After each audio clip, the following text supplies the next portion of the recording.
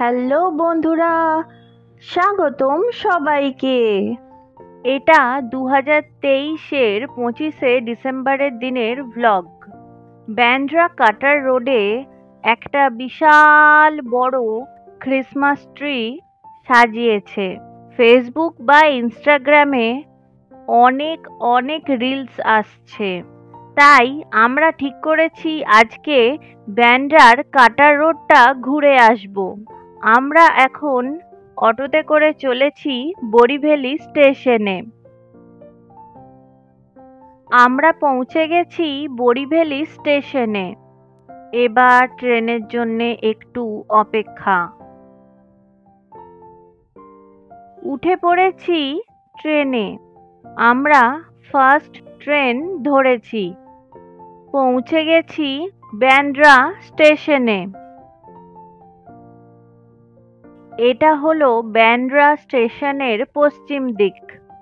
চলুন এবার অটো দেখতে হবে। আজকে আমাদের ভাগ্য খুব ভালো, খুব তাড়াতাড়ি আজকে আমরা অটো পেয়ে গেছি। এই যে আমরা পৌঁছে গেছি ব্যান্ড্রা কাটার রোডে। ব্যান্ড্রা কাটার রোডের নাম হলো সঙ্গীত সম্রাট নওশাদ আলী মার্গ। এটি হলো আরব সাগরের ধারে অবস্থিত 1.25 কিলোমিটার অর্থাৎ 0.78 মাইল দীর্ঘ একটি হাঁটার পথ। 2002 সালের জানুয়ারি মাসে এই হাঁটার পথটি জনসাধারণের জন্য উন্মুক্ত করা হয়েছিল। এটি ব্যান্ড্রা পশ্চিমের বাসিন্দাদের যে সমিতি রয়েছে সেই সমিতি দ্বারাই পরিচালিত হয়। যদিও এই কাটার রোড থেকে আরব সাগরের নোনা জলের মধ্যে রয়েছে বিশাল পাথুরে উপকূল। এই কাটার রোডে রয়েছে বাচ্চাদের খেলার পার্ক এবং পাশাপাশি রয়েছে বাড়ির পোষ্যদের খেলার পার্ক, আর রয়েছে একটি স্কেট বোর্ডিংয়ের জায়গা। আশপাশ এলাকার বহু মানুষ সকালে এবং সন্ধ্যায় এখানে হাঁটতে আসেন। আমরা যে জায়গাটায় অটো থেকে নামবো সেই জায়গাটার কাছাকাছি এসে গেছি।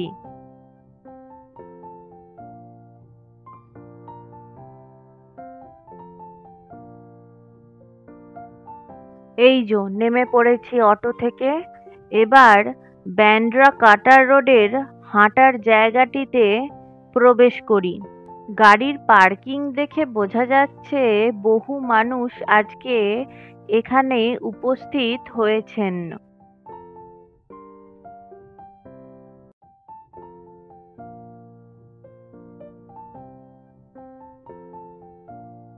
এই যে ঢুকে গেছি কাটার রোডের হাঁটার রাস্তাটির মধ্যে।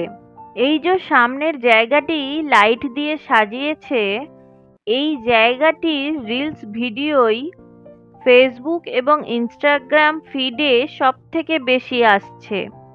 এখনো অন্ধকার হয়নি, অর্থাৎ সূর্যাস্ত হয়নি, তাই সৌন্দর্যটা ঠিকভাবে প্রকাশিত হচ্ছে না।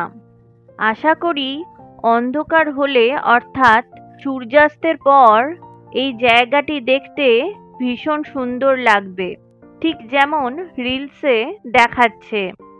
যদিও আমরা একটু তাড়াতাড়ি এসেছি, সেটার কারণ হলো সূর্যাস্তটা দেখব বলে। চলুন এগিয়ে গিয়ে ক্রিসমাস ট্রি আর তার আশপাশটা কিরকম সাজিয়েছে সেটা গিয়ে দেখি।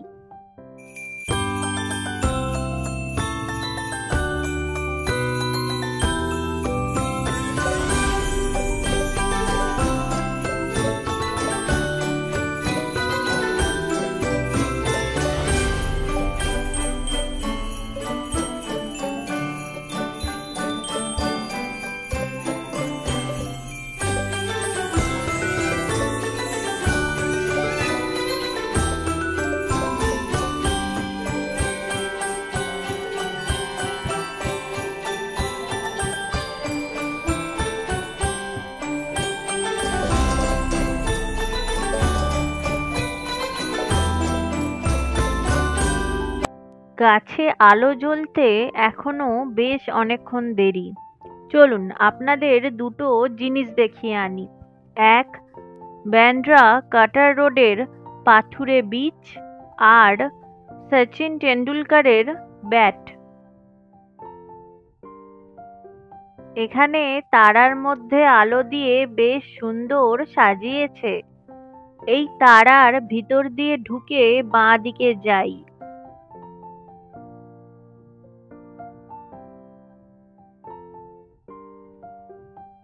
এই হলো ব্যান্ড্রা কাটার রোডের কালো পাথরের সমুদ্র সৈকত।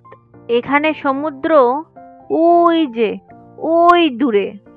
এই কালো পাথরের সৈকতে সমুদ্রের ঢেউ বারবার আসা যাওয়া না করলেও জোয়ারের সময় সমুদ্রের জল এসে পাথরের মধ্যে থাকা নানা ছোট বড় গহ্বরকে জলে পরিপূর্ণ করে দিয়ে যায়।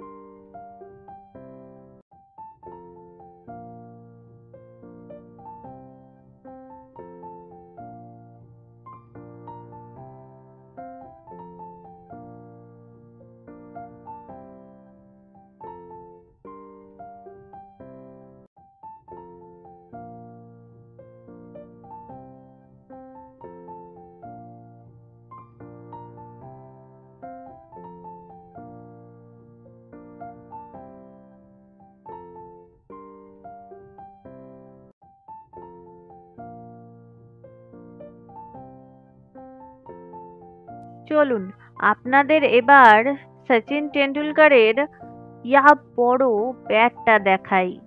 এই বাঁ দিক দিয়ে একটু হাঁটলেই পৌঁছে যাব ব্যাটের সামনে।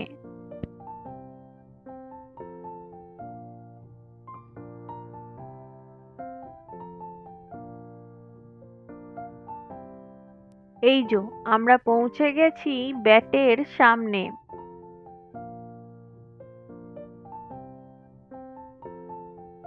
ও মা, এনাকে দেখুন কি সুন্দর বসে আছে চুপটি করে, কি মিষ্টি দেখতে।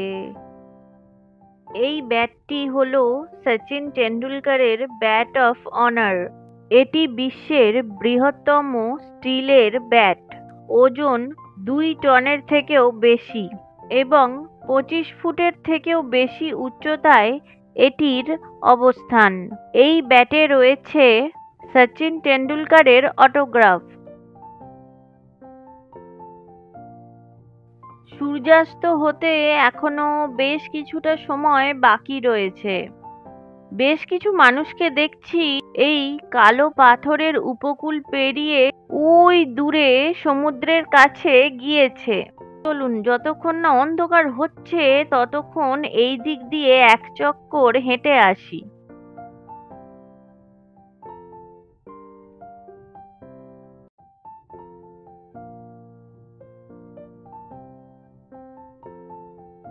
ব্যান্ড্রা কাটার রোডের এই জায়গায় রয়েছে কয়েকটি চেয়ার টেবিল, আর টেবিলের উপরে রয়েছে দাবার ছক্কাটা, সঙ্গে করে দাবা খেলার সাথী, আর রাজা মন্ত্রী গজ ঘোড়া নৌকা আর বোড়েদের নিয়ে এলেই খেলা জমে যাবে।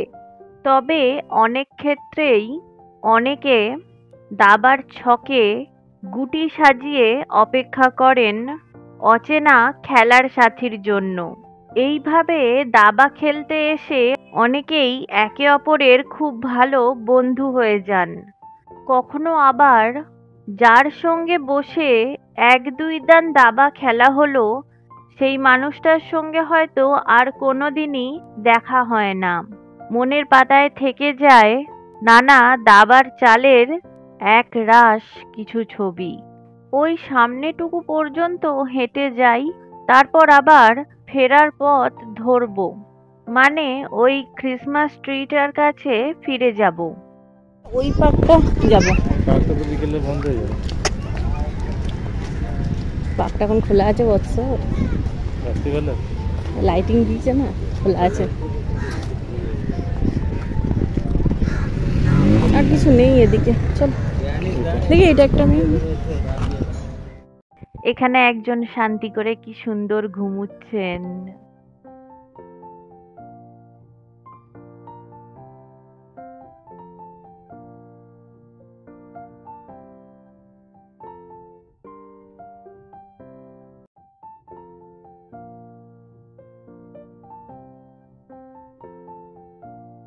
ব্যান্ড্রা কাটার রোডের অন্য জায়গাগুলোর থেকে এই জায়গাটাতে সমুদ্রটা একটু বেশি কাছে।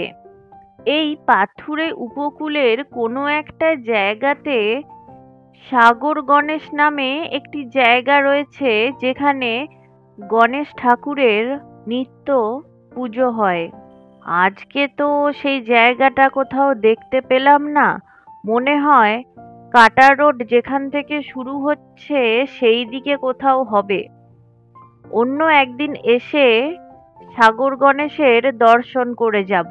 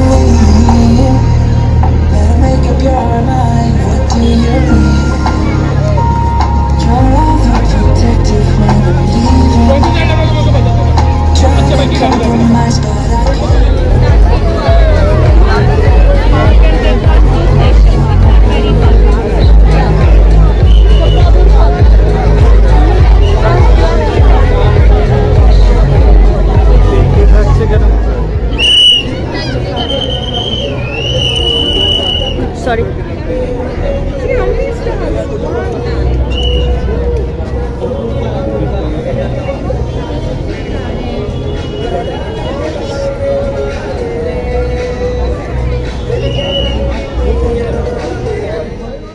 সূর্যাস্ত হয়ে গেছে, অন্ধকার নামছে খুব ধীরে ধীরে।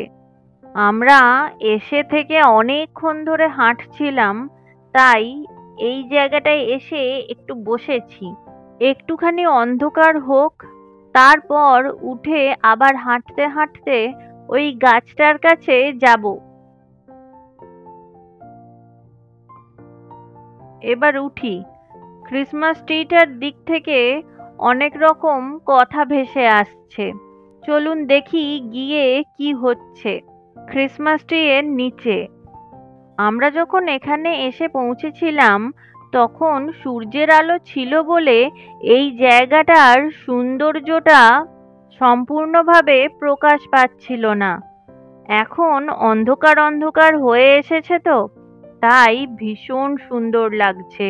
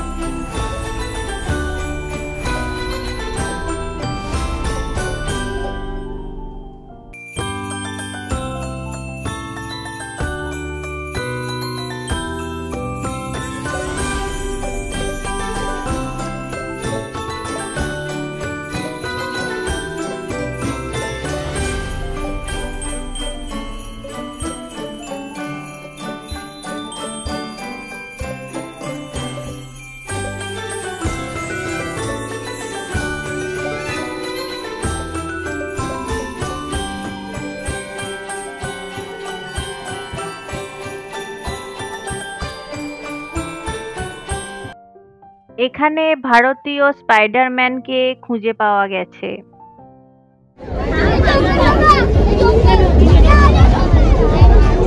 স্পাইডারম্যান নাচছে।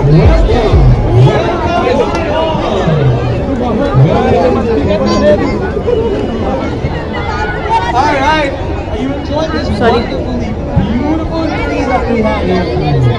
Yeah? Huh? Yeah, bolo. There you go. All right.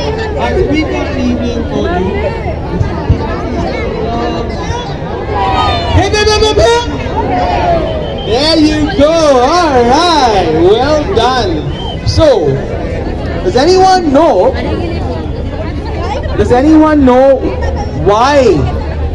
why we celebrate Christmas in Bandra? Does anyone know that? Why you find such a brilliantly beautiful celebration of Christmas in Bandra? Because Bandra has one of the highest concentration of churches and Christmas in Bandra, and we celebrate it with so much joy and so much fun and so much unity with all our friends of all faiths, and we invite everyone to celebrate it with us. কাটার রোডের রাস্তায় বেশ ভালোই jam হওয়া শুরু হয়ে গেছে, আর বেশিক্ষণ থাকা যাবে না। আর একটুখানি সময় থাকি বাস, তারপর এখান থেকে রওনা দিতে হবে, না হলে ব্যান্ড্রা স্টেশনে যাওয়ার অটো পাওয়া মুশকিল হয়ে যাবে, যেরকম জ্যাম লেগেছে।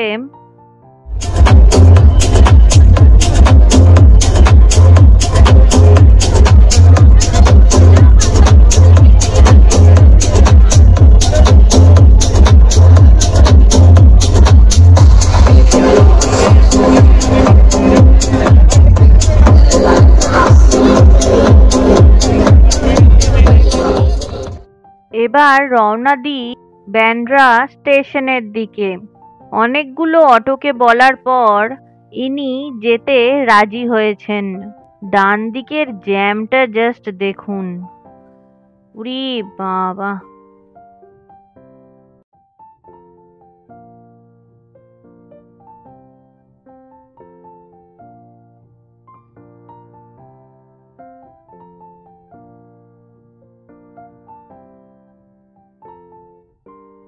যাই হোক, আমাদেরকে আর বাবা জ্যামে পড়তে হয়নি, আমরা পৌঁছে গেছি ব্যান্ড্রা স্টেশনে। এবার ট্রেনের জন্য একটু অপেক্ষা, কারণ ভিরার ফার্স্ট হলে উঠবো না, বরিভ্যালি ফার্স্ট হলেই উঠবো। এসে গেছে ট্রেন, চেপে পড়েছি ট্রেনে। ছুটির দিন বলে ট্রেন কিন্তু ফাঁকা, জানালার ধারে বসার জায়গা পাওয়া গেছে। এই যে পৌঁছে গেছি বরিভ্যালিতে। এবার অটো করে যাচ্ছি আইসি কলোনিতে। আইসি কলোনি হলো আমরা যে পাড়ায় থাকি তার পাশের পাড়া।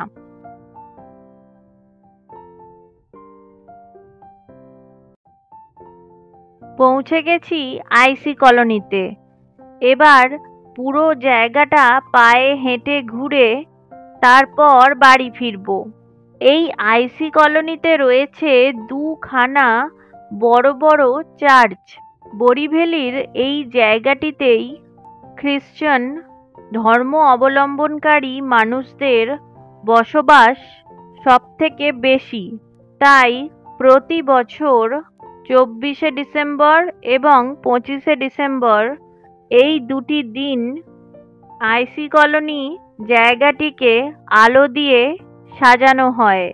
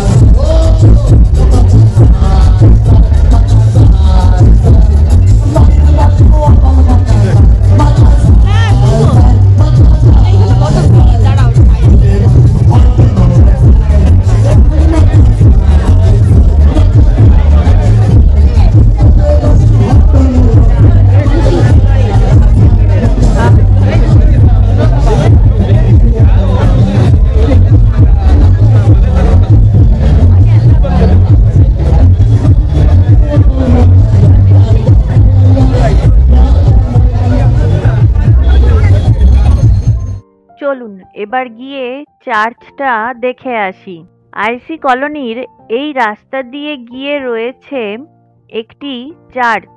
যদিও চার্চের ভিতরে প্রবেশ করা সম্ভব নয়, তবে চার্চের প্রাঙ্গণটাই একটু সাজানো হয়। সেটা দেখে চার্চের পাশে থাকা গলি দিয়ে হেঁটে বাড়ি ফিরবো। আসলে ওই গলিটা হচ্ছে বাড়ি ফেরার শর্টকাট রাস্তা। যদিও শর্টকাট রাস্তা হলেও রাস্তাটিকে আলো দিয়ে খুব সুন্দরভাবে সাজানো হয়েছে। সামনে এগিয়ে গিয়ে বাঁ দিকের এই রাস্তাটিতে একবার ঢুকি। লাইট দিয়ে ভীষণ সুন্দর সাজিয়েছে।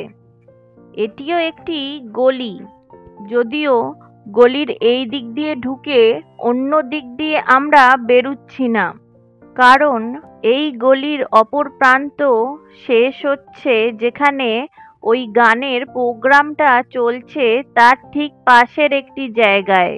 অর্থাৎ অপর প্রান্ত দিয়ে বাহিরে গেলে ঘুরে আসতে হবে। পুরো গলিটা তো যাচ্ছি না, সামনে একটুখানি দাঁড়াই, ছবি তুলি, বাস তারপরে আবার এখান থেকে বেরিয়ে চার্চের দিকে হাঁটা শুরু করব।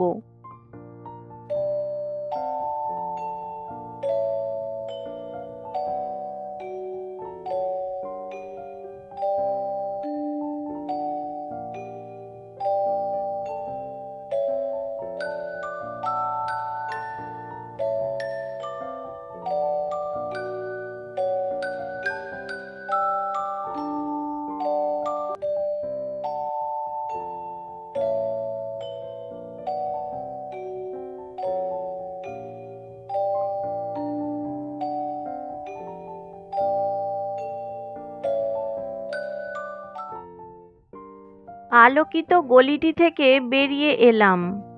এই দিকের রাস্তাগুলো এবছর দেখছি একদম সাজায়নি। আগেরবার কিন্তু আগের 2 বছরেই কিন্তু বেশ সুন্দর সাজিয়েছিল। এবছর সাজায়নি কেন কে জানে। যদিও আগের বছরগুলোতে এই রকম মঞ্চ করে অনুষ্ঠান করা সেটাও হয়নি। গানগুলো বেশ ভালোই লাগছিল শুনতে, কিন্তু কালকে সকালে অভিষেকের অফিস আছে, তাই বেশিক্ষণ দাঁড়িয়ে আর গান শুনলাম না। এবার রাস্তা পেরিয়ে ওই পারে যাব। এখানে রাস্তা পেরোনোটা একটু শক্ত, শুধু এখন বলে নয়, সব সময়তেই। কারণ এটা হলো আইসি কলোনির মার্কেট এরিয়া। রাস্তা পারাপার করা হয়ে গেছে। এবার এই রাস্তা ধরে সোজা কিছুক্ষণ হাঁটলেই পৌঁছে যাব চার্চের সামনে। বেশিক্ষণ না, ওই 2-3 মিনিট মতো হাঁটতে হবে।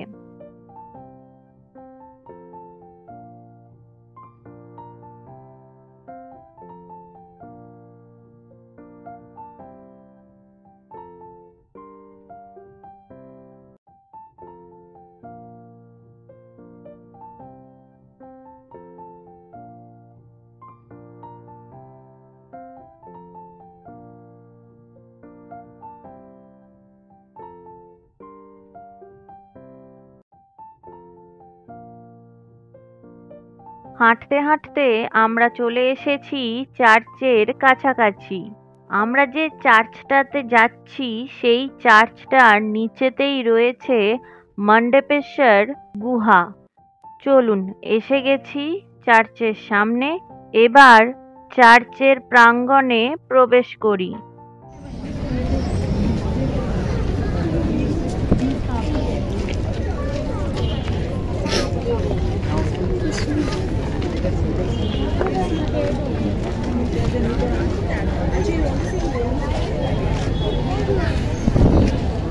এখানে যিশুর ইয়ে দেখা যাচ্ছে।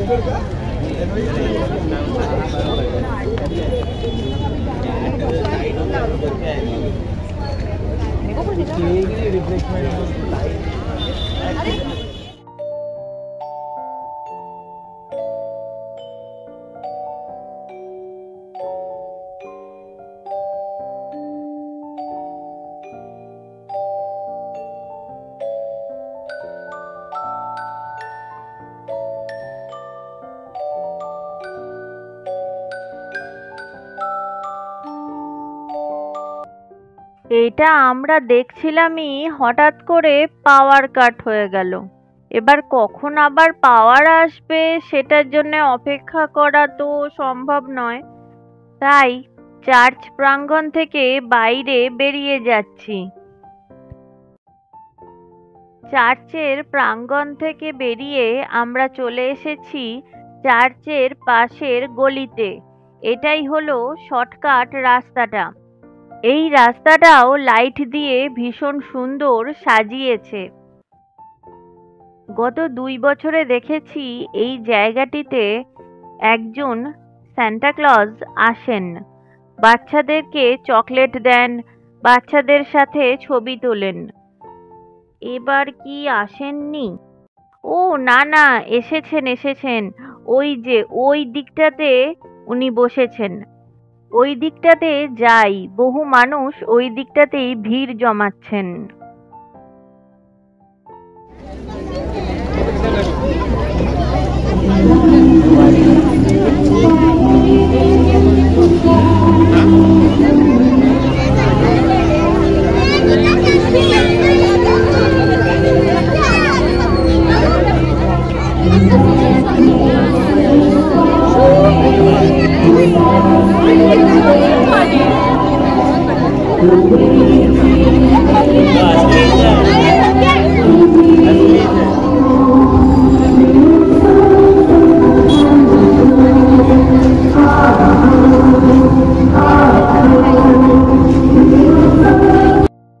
এবার বাড়ির পথে পা বাড়াই। এখান থেকে হেঁটে ওই 5 মিনিট মতো লাগবে।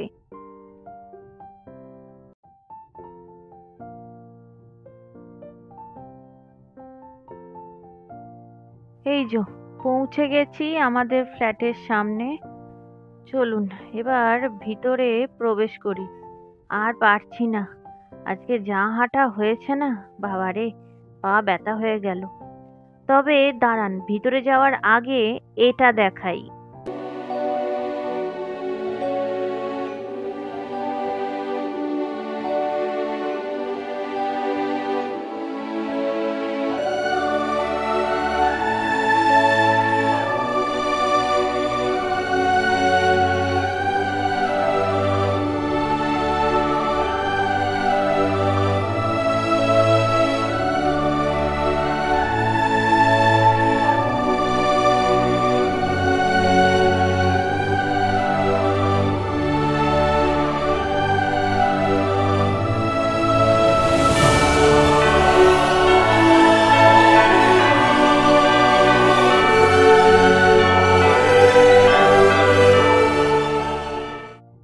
ফ্ল্যাটে আলো দিয়ে খুব সুন্দর সাজানো হয়েছে।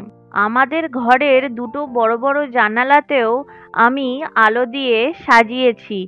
তবে যেহেতু ছিলাম না, বেরিয়েছিলাম, তাই আলোগুলো জ্বালানো হয়নি, মানে সুইচ অন করা হয়নি।